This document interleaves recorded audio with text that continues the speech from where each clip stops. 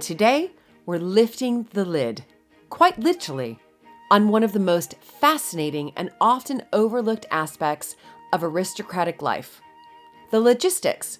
Because for the American women who married into the British aristocracy, summer was not simply about where they went, but how they got there, and more importantly, what they brought with them. And while the images we have of the Gilded Age are full of elegance, gowns floating across lawns, parasols tilted just so, and gloves buttoned to the elbow, what we often miss is the sheer amount of planning it took to appear so effortlessly fashionable. So what did it take to travel well in the summer? How many trunks did a peeress bring to a weekend house party? Who packed them? And how did these women manage the endless choreography of staying both mobile and immaculate? Let's begin.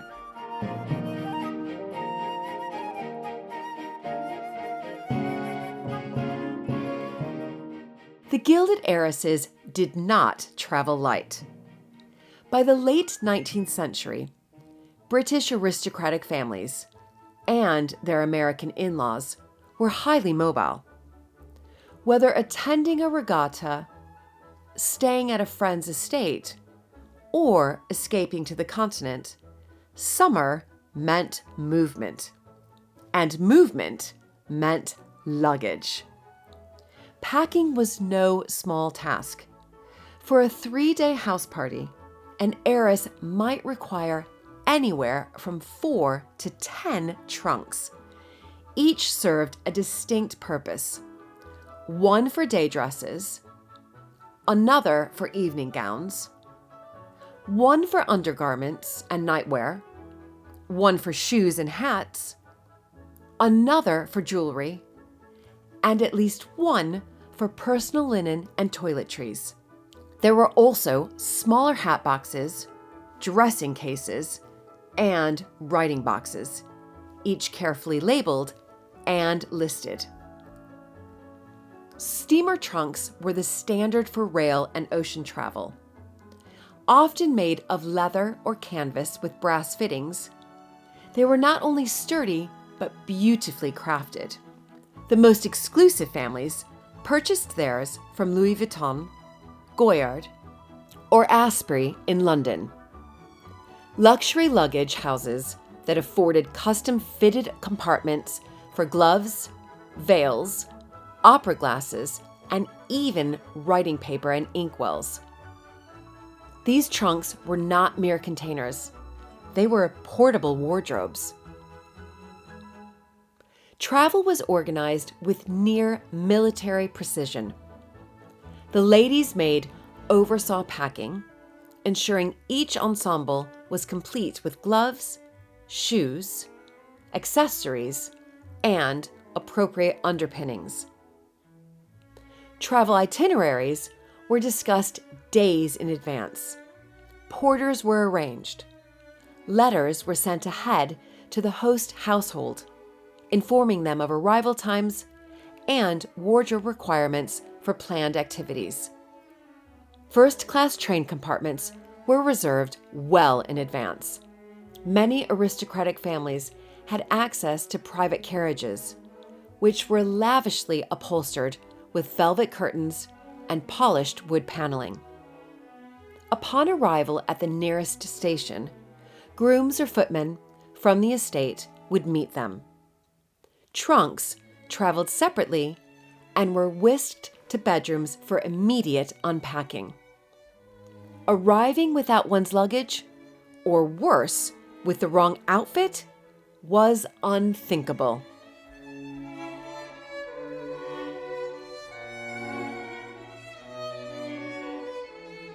But before anything could be packed, it had to be purchased. For young women preparing to marry into the British aristocracy, the summer travel wardrobe often began months earlier with the creation of a trousseau, a term referring to the clothing, accessories, and personal linens assembled before marriage. The trousseau was a serious undertaking. For wealthy American heiresses, it could include dozens of gowns, gloves, hats, petticoats, embroidered handkerchiefs, stockings, parasols, nightgowns, tea dresses, and dressing gowns. Many also included table linens, towels, and monogrammed sheets, especially if the bride was expected to manage her own household from the outset. These items were commissioned from the most fashionable houses. Paris was the center of couture, and designers such as Charles Frederick Worth, Caloser, and Redfern outfitted hundreds of heiresses bound for Britain. Worth, in particular, was famed for designing entire wardrobes tailored to the social calendar: gowns for Ascot, tea gowns for garden parties, traveling suits for the honeymoon, and elaborate ball gowns for presentation at court. Shopping trips to Paris or London were not quick affairs. A woman might spend weeks attending fittings, choosing fabrics, and working with dressmakers and milliners. Some trousseaux were so large that they required separate shipping arrangements, which were then accompanied by staff and insured for vast sums. The honeymoon wardrobe was an especially crucial part of the trousseau. This collection included travel-ready clothing suitable for seaside resorts, country walks, or touring the continent. It had to be tasteful, flattering, and highly adaptable. Corsets were often lighter, gloves were more casual, and accessories were designed for comfort rather than display. Yet even in leisure, the heiress was always on stage.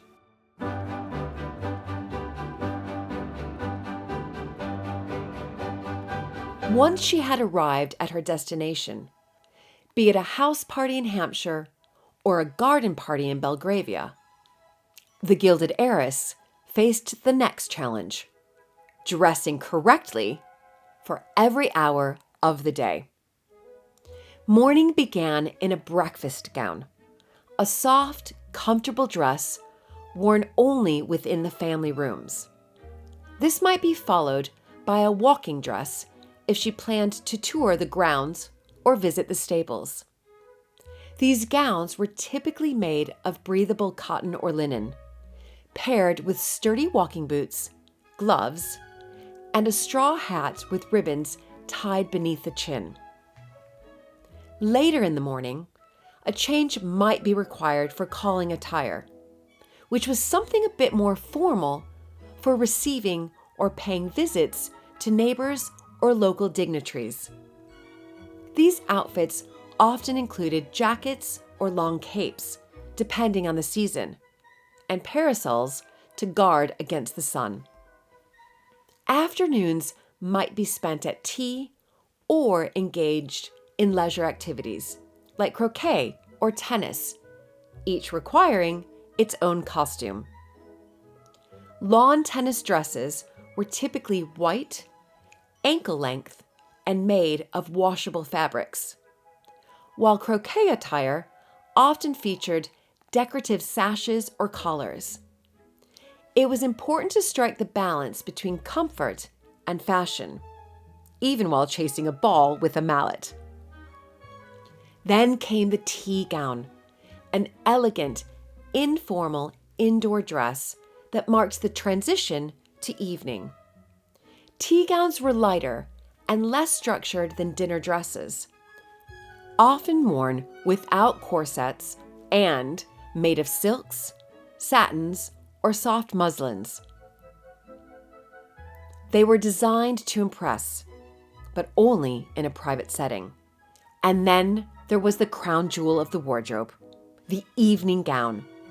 These gowns were works of art, floor length, often off the shoulder, trimmed with lace, beading, or hand-stitch embroidery, and accessorized with long gloves, sparkling jewelry, and often a fan. Each evening event required a different look, and gowns were never worn twice in front of the same crowd. A full day might involve 4 or 5 changes, each coordinated with precision, and each requiring a lady's maid.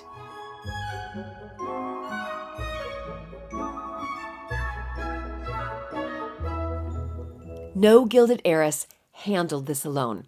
Her most trusted companion during the summer season was her lady's maid, a role that combined dresser, hairstylist, seamstress, confidant, and personal assistant. The maid was responsible for packing and unpacking trunks, arranging clothing in wardrobes, preparing the dressing table, and ensuring that her mistress appeared immaculate at all times. She laid out outfits each morning, selected jewelry, tied corsets, and even cleaned shoes or polished buttons.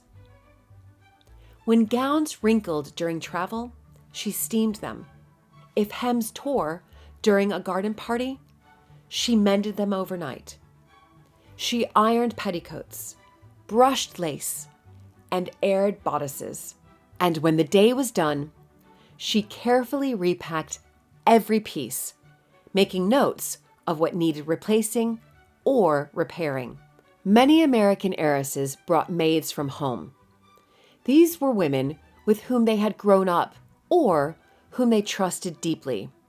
These maids, too, had to learn the etiquette of British service, including the strict hierarchy between staff, where even a lady's maid might outrank certain household servants.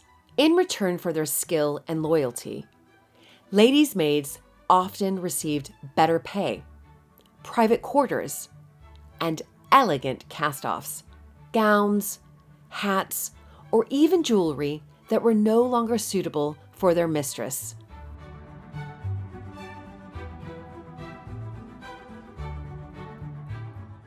All this planning wasn't simply about looking pretty. It was about communicating power. In an era when women had few official roles in public life, fashion was one of their clearest forms of expression. It told the world who they were, what they represented, and crucially, what circles they belonged to. The wardrobe of a gilded heiress was an extension of her reputation. A perfectly chosen Worth gown signaled taste. A poorly fitted hem whispered carelessness. A gown too flashy for a particular event could be seen as vulgar. Getting it right required immense knowledge and constant attention. Aristocratic women were regularly featured in the fashion pages of The Queen, The Lady, and the Illustrated London News. They became style icons, their wardrobes scrutinized and copied. For women like Consuelo Vanderbilt or Mary Curzon, fashion was not an afterthought. It was a strategy. To appear well-dressed was an exercise in survival.